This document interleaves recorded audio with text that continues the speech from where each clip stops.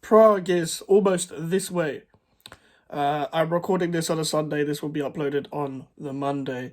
It is West Ham. No, this will be uploaded on the Tuesday because obviously Premier League roundups tomorrow. So yeah, this is recorded on a Sunday. So any other information about the big game on Wednesday, will be recorded on a Sunday just so I can get videos out of the way. Yeah, yeah. Fiorentina versus West Ham United, Europa Conference League final. Sun's gonna be out. I still don't know when the fuck I'm gonna watch it. I've applied for this fan zone thing, but whatever. I want to be where other fans are. Obviously, still with my family, but I want to be celebrating. And for a long time, I've been very confident about this competition. I said even when we got battered by Brighton, lost to Tottenham, battered by Newcastle, I still thought we would win this competition and survive relegation, and it's looking that way almost. And I don't do much previews, but this is such a big game that everyone's saying big game. Like I've seen many fans say big game since the FA Cup final against Liverpool, and I was only 3 years old when that happened. I was being babysit while my parents went to the game. I've never ever witnessed a final apart from the playoff final. I went to the 2012 one. I was 8 years old, turning 9. I am now 19, turning 20 in July, and this is what we were promised all those years ago: the world class team for a world class stadium. This is not a world class team, and we haven't got a world class stadium. But the whole point of moving to the London Stadium was to move up to the next level, and we lost to Astra Gugu. We finished mid table. Then we were in relegation battle. Finished mid table. Then we finished mid table. Then we was in a relegation battle, and we survived. Then we got Europe. Finishing sixth. We got to Europa League, lost in the semi final, finished seventh, and now we're here. And that's pretty much the story of West Ham. Like, I can't believe we're pretty much, well, when you're seeing this is 24 hours away, but 3 days away from when I'm recording it, 10 to 8, Sunday the 4th of June. I tried to watch Fiorentina on Friday when they played Sassuolo, and I couldn't tell how to gauge them. Now, a couple of the players we know, they have Milinkovic, if you know, when we tried to get Kurt Zuma, we was on to getting Milinkovic, and it was pretty much a done deal, and then we pulled out, like, last minute, and then we got Kurt Zuma. And the Zuma thing took a long time because of his knee injuries and Milenkovic and all that, but he doesn't play much. I tried to see if that was going to be their strongest lineup against Sassuolo. It was half and half from and I'm basing that off their lineup against Basel. Only some players were playing. Now, a familiar player is Sofian Amrabat, someone who I would love at West Ham as a Rice replacement. Very unrealistic, but someone I would love as a Rice replacement, because this will be Rice's last game for West Ham. But yeah, he's another good player. He was playing DM, but he was pressing high up the pitch, and they're an attacking side. Their manager has said that they wanted to do tactical fouls and dirty play, and I feel like that's what everyone's going to try and do against West Ham because they feel like we could get easily rattled, and they have to prove that after AZ tried doing that, it's not the time.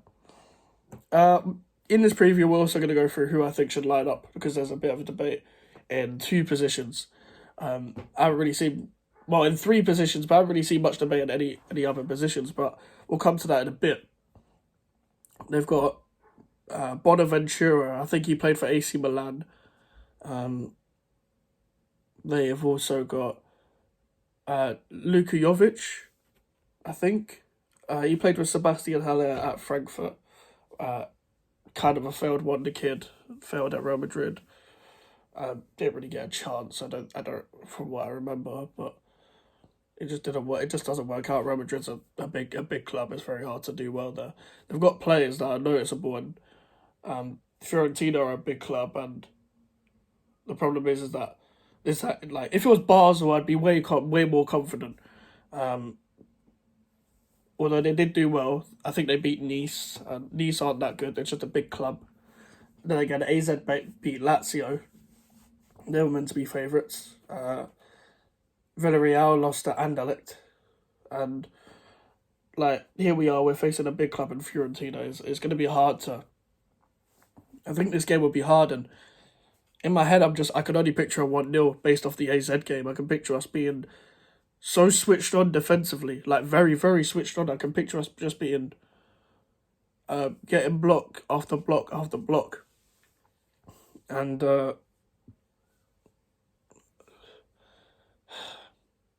I can see us nicking something. But the only way for us to nick something is going on the counter. And I think we will sit back as much as people don't like it. When we press, we don't know how to. And as much as I want to be an attacking team in the future, we're a defensive team, and that's probably just what we're good at if we let's switch our minds on. Now, when I think about it, there's a debate on who should start in certain positions. I know a part of me wanted Ogbonna instead of Aged for this final, but we'll keep the same as AZ because you never know with Aged. He'll either make a mistake or not, or he'll do really well. But from the AZ game, I trust him. And I'm gonna get into the starting lineup. Areola has to stay in goal, and there's a bit of debate. But you only bring in Fabianski if you go to penalties, because Fabianski is a very good penalty saver. Nothing against Areola. But Areola in general has played all throughout the competition. He should not be dropped. Fabianski scored an extension, but it looks like Areola will be first choice next season, depending on pre-season. In general, Areola should be our first choice. He's one of the best keepers we've had in a while. So he should be first choice anyway. And this will be a good time for him to stay, to pull out a great performance. I'm hoping that he doesn't need to be tested. But I also hope that we score, because if we're not tested and we don't score, it will go to extra time. And if it goes on penalties, I don't trust West Ham on penalties, especially after the Blackburn Carabao Cup game. I know that's a bit different, but I don't think more pressure helps. I know we've got good penalty takers, but you'd have to bring on Lanzini, you'd have to bring on Danny Ings, etc. Like, obviously, Cresswell, I would trust Cresswell, I trust Kabak if he was fit, I trust Paqueta, I trust Ben Rama. I don't completely trust Bowen, I don't trust Rice on penalties, I don't want to see him take a penalty. But, yeah, whatever. But, yeah, back four. 4-2-3-1 as usual. I know Tilo Kehrer, you've been very good ever since you fucked up in the Newcastle game. Performances against AZ and Man United stand out, and well done to you. But Soufal in his hometown has to play. He didn't have a great game against Leicester, but I can't see him having a bad game against Fiorentina. Slower pace, decent 1v1s. He can cross a ball, kind of. Not the fastest, but I don't think they'll be getting him behind much. But I think if we sit off, we can just counter them, and they'll have a lack of ideas. And we're going to get to the bigger topics after the final, about Moyes and stuff like that, and about players. But it's all about Wednesday for now. And Soufal should start. Cresswell at left back. I know Emerson has experience in Europe, but Cresswell earned it in AZ. And I think he's learned his lesson after the whole Frankfurt thing. And I don't think he should be at the club in the future, but it's not about that. I think he earned it in AZ, and I think he will just be used to the system. He's played in this system a lot, so we'll keep him there. Again, and Zuma have to start. I said about Perez. I'm glad Zuma was rested against Leicester, and Zuma won't let me down. Zuma's too experienced to not play. I know he didn't play all throughout the Champions League thing with Chelsea, and he wasn't there for the Europa League, but he's experienced in big games, and he knows what finals are about. He doesn't play all of them, but he knows what finals are about, and he's played at the top level before, so I don't need to say much about Zuma. He's been class for us.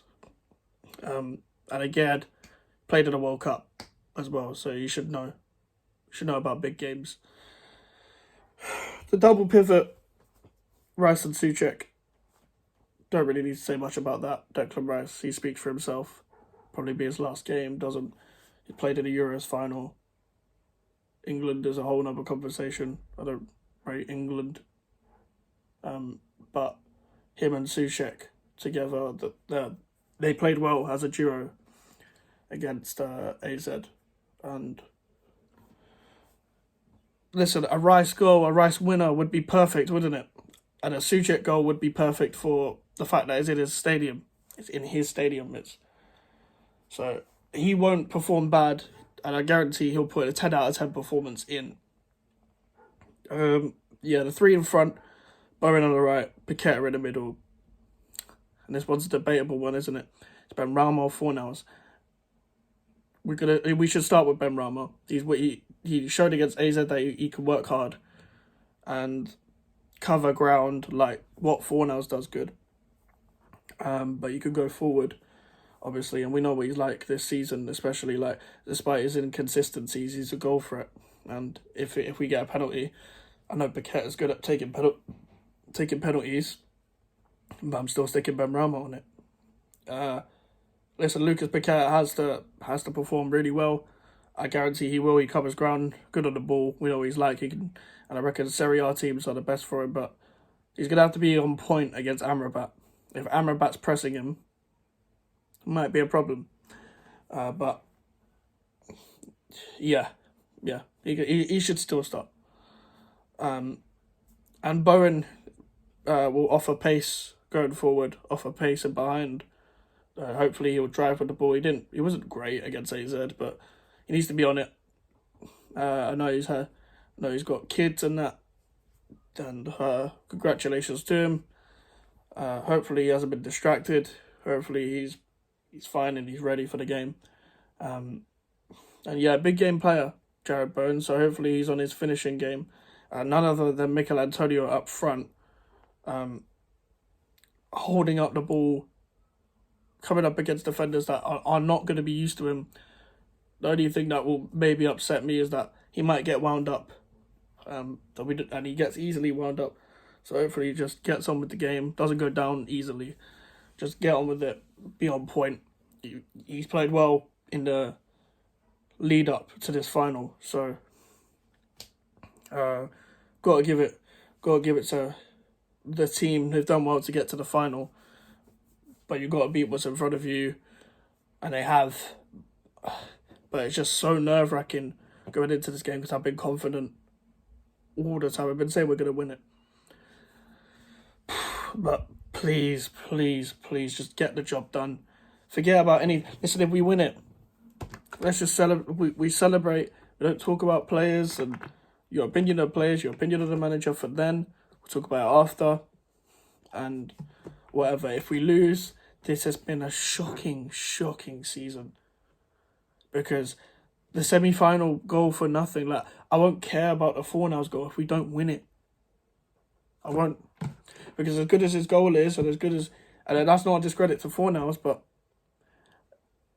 get the job done.